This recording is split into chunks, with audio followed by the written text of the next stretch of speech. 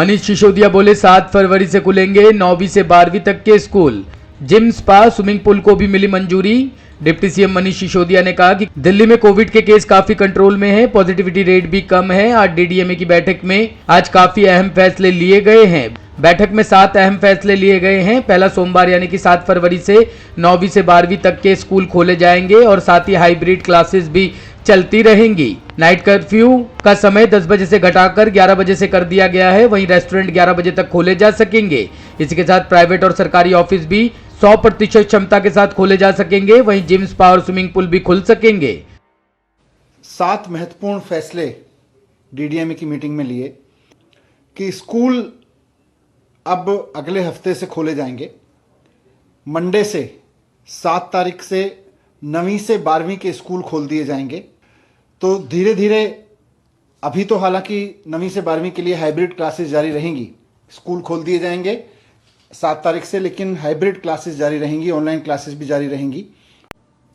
Night curfew में अभी night curfew जारी रहेगा, लेकिन उसका टाइम अब 11 बजे से होगा। पहले 10 बजे से होता था, अब नाइट कर्फ्यू 11 बजे से शुरू होगा। सभी रेस्टोरेंट्स जो अभी 10 बजे तक अलाउड थे, लेकिन उनको 10 बजे के बाद कर्फ्यू के चक्कर में जल्दी बंद करा दिया जाता था, कि सभी रेस्टोरेंट्स 11 बजे तक खुलने अलाउड होंगे। तीसरा एक निर्णय ये लिया है कि सभी ऑफिसेज अब 100% अलाउड होंगे। अभी तक 50% की कैपेसिटी में अलाउ किया गया था, अब सभी गवर्नमेंट और प्राइवेट ऑफिसेज 100% कैपेसिटी के साथ फंक्शन कर सकेंगे। जिम, स्पा और स्विमिंग पूल ये भी अब खोलने अलाउ होंगे मंडे से। तो जो जिम संचालकों की मांग थी, स्पा वालों की और स्विमिंग पूल वालों की मांग थी, और खासतौर से जो बच्चे कंपटीशन की तैयारी कर रहे हैं स्विमिंग वगैरह के लिए, उनके लिए बड़ी मुसीबत थी। तो अगले मंडे से 7 तारीख से जिम, स्पा और स्विमिंग पूल भी खोल दिए जाएंगे, अलाउड हो जाएंगे। यूपी में हुए हमले के बाद भारत सरकार ने असदुद्दीन ओवैसी को दी देश भर में Z+ सुरक्षा। 36 सुरक्षाकर्मी करेंगे काफिले की रक्षा। हैदराबाद के लोकसभा सांसद और AIMIM के चीफ असदुद्दीन ओवैसी को पूरे भारत भर में Z+ सिक्योरिटी मुहैया कराई गई है। भारत सरकार ने इसका ऐलान किया है। केंद्रीय गृह मंत्रालय ने कहा कि केंद्रीय रिजर्व पुलिस बल की Z+ सिक्योरिटी उनके साथ पूरे देश में रहेगी। गौरतलब है कि गुरुवार शाम उत्तर प्रदेश के हापुड़ जिले में उन पर हमला हुआ था। वह चुनाव प्रचार करने के बाद दिल्ली लौट रहे थे। यह हमला यूपी विधानसभा चुनाव से ठीक पहले हुए, जिसके बाद सियासत शुरू हो गई है। असदुद्दीन ओवैसी ने आरोप लगाया कि चुनावी राज्य उत्तर प्रदेश के हापुड़ जिले से दिल्ली लौटते समय अज्ञात लोगों ने उनकी कार पर गोलीबारी की। उन्होंने बताया कि वह सुरक्षित है। ओवैसी की कार राष्ट्रीय राजमार्ग 24 के हापुड़ गाजियाबाद खंड पर छिजारसी टोल प्लाजा के करीब थी। तभी शाम करीब 6 बजे यह घटना हुई। आज दिनांक 3/2/22 को साय समय लगभग 5:20 बजे किठौर जनपद मेरठ से दिल्ली जाते समय माननीय सांसद श्री असदुद्दीन ओवैसी के काफिले पर छिजारसी थाना पिलखुआ जनपद हापुड़ पर अज्ञात 2 व्यक्तियों द्वारा फायर किया गया। इस घटना पर पुलिस द्वारा तत्परता से कार्रवाई करते हुए एक अभियुक्त सचिन को गिरफ्तार कर लिया तथा थोड़े अंतराल के बाद दूसरे अभियुक्त शुभम को भी गिरफ्तार करके उनके पास से अवैध असला एवं घटना में प्रयुक्त ऑल्टो कार को भी बरामद कर लिया गया है। प्रारंभिक पूछताछ के दौरान अभियुक्त सचिन द्वारा बताया गया कि माननीय सांसद की पार्टी के पदाधिकारियों द्वारा दिए गए वक्तव्य से व्यथित होकर इस घटना को कारित किया है। घटना की छानबीन एवं साक्ष्य संकलन हेतु टीम का गठन कर दिया गया है एवं इसके कारणों की विस्तृत जांच की जा रही है। यात्रा हो गई, हमने मीडिया से आपके जिम्मेदार थे बात की, और फिर वहां से हम किठौर गए। किठौर से हम मेरे ख्याल से हमने 3 बजे से 3:45-3:50 तक हमने वहां पर पैदल दौरा किया। फिर हमारे नुमान रोफिल साहब के घर में हम गए, वहां पर थोड़ा बहुत लंच का, चाय का इंतजाम था, करके नमाज पढ़े और वहां से दिल्ली आने के लिए जब हम इस पिलखुआ के पास जो टोल गेट है वहां पर हम पहुंचे, हमारे साथ 4 गाड़ियां थी। हमारी गाड़ी के सामने हाजी साहब की टाटा सफारी थी जो पीछे आपके, और हमारी गाड़ी के पीछे और 2 फॉर्च्यूनर थे। तो जैसा हम टोल गेट के करीब गाड़ी स्लो हो जाती है, बैरिकेड होता है, तो एक बड़ी धाम से आवाज आई। तो हम बोले क्या हुआ? फिर दूसरी आवाज आई। तो हमारे साथ जो गाड़ी में हमारे दोस्त गाड़ी चला रहे थे यामीन खान, बोले भाई हमला हो रहा। तो हमारी गाड़ी से उन्होंने बड़ी क्विक थिंकिंग से इस गाड़ी को पुश किया, ये सफारी को, और वहां से निकले। फिर और एक आवाज आई, जब निकल रहे तो एक और आवाज आई। तो मेरे ख्याल से 3 से 4 राउंड की फायरिंग हुई। हमारी गाड़ी के लेफ्ट साइड के ऊपर 2 होल्स के निशान है, एक गोली शायद और एक निशान है लेफ्ट साइड मडगार्ड के ऊपर।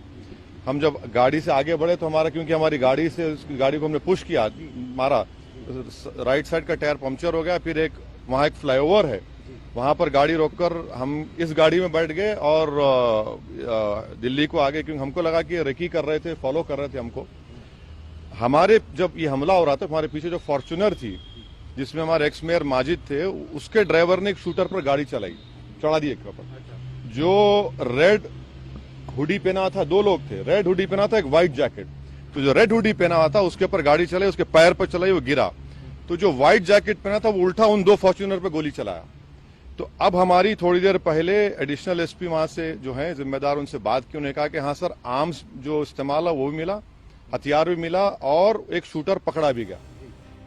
ओलंपियन सुशील कुमार की जमानत याचिका पर दिल्ली हाईकोर्ट ने पुलिस को जारी किया नोटिस।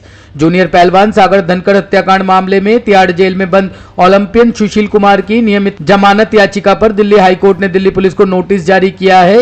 इससे पहले अक्टूबर 2021 में दिल्ली की रोहिणी कोर्ट ने सुशील कुमार को बड़ा झटका देते हुए उनकी जमानत याचिका को खारिज कर दिया था। इसके बाद सुशील कुमार ने दिल्ली हाईकोर्ट का दरवाजा खटखटाया है। दिल्ली हाईकोर्ट की न्यायमूर्ति मुक्ता गुप्ता की पीठ ने मामले में दिल्ली पुलिस से जवाब मांगा है और मामले की अगली सुनवाई के लिए 28 मार्च की तारीख तय की है।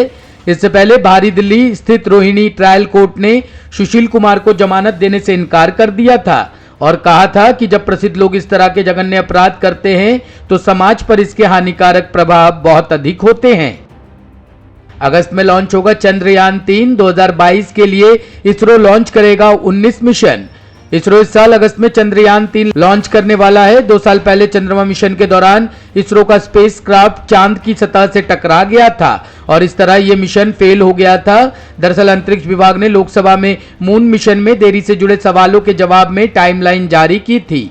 अंतरिक्ष विभाग ने लिखित जवाब में कहा कि चंद्रयान 2 मिशन से मिली सीख और वैश्विक विशेषज्ञों के सुझावों के आधार पर चंद्रयान 3 पर काम चल रहा है। विभाग ने आगे कहा कि उससे जरूरी टेस्ट पूरे कर लिए हैं और लॉन्च अगस्त 2022 के लिए निर्धारित किया गया है। लोकसभा में एक लिखित जवाब में केंद्रीय मंत्री ने कहा कि अंतरिक्ष क्षेत्र के सुधारों और नए पेश किए गए मांग संचालित मॉडल की पृष्ठभूमि में परियोजनाओं की प्राथमिकता तय की गई है। चंद्रयान 3 मिशन को 2021 में लॉन्च किया जाना था, लेकिन महामारी की वजह से इसमें देरी हुई है।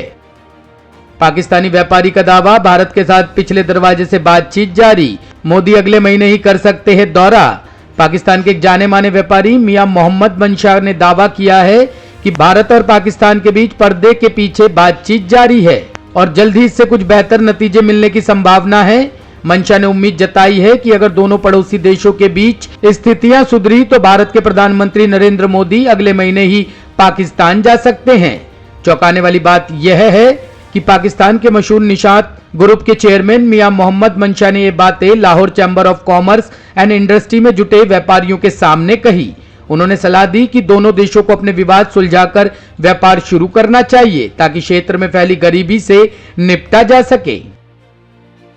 ब्यूरो रिपोर्ट, टीम तफ्तीश न्यूज।